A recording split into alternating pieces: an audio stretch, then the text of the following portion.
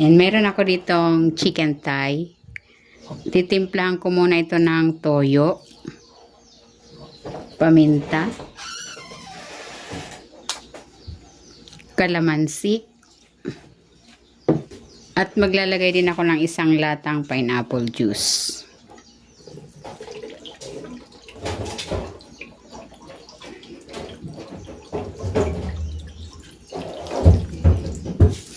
Haluin ko muna. Kung hindi ka pa nakapag-subscribe sa aking channel, please subscribe at i-click mo na rin ang notification bell para lagi kang updated sa aking latest recipes. Ayan, ibabad ko muna ito for 30 minutes. Painit na ako ng mantika. Ipiprito ko muna itong saging na saba.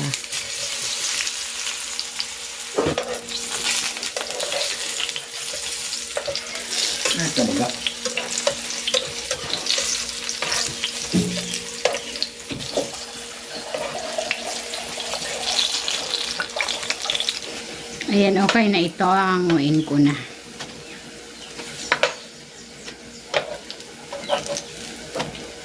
Next, isisir ko naman itong chicken.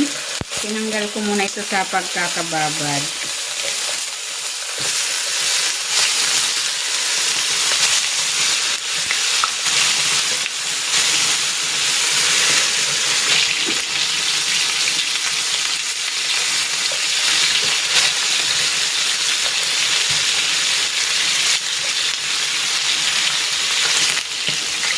Okay na ito, hanguin ko muna.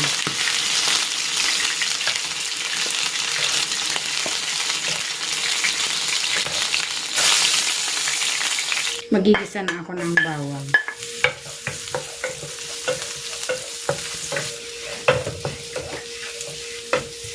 Ng sibuyas.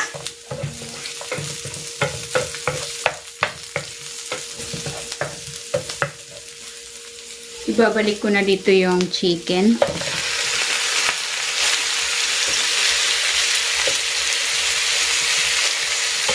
Ibubuhos ko na rin dito yung pinagbabara ng chicken. Maglalagay ako dito ng laurel. Tatakpan ko ito at isimmer ko ito for 20 minutes.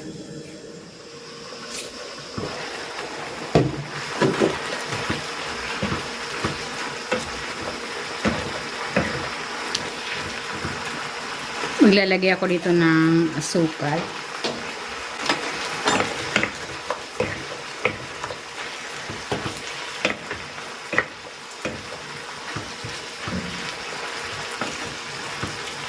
Ilalagay ko na dito itong prinito kong saging.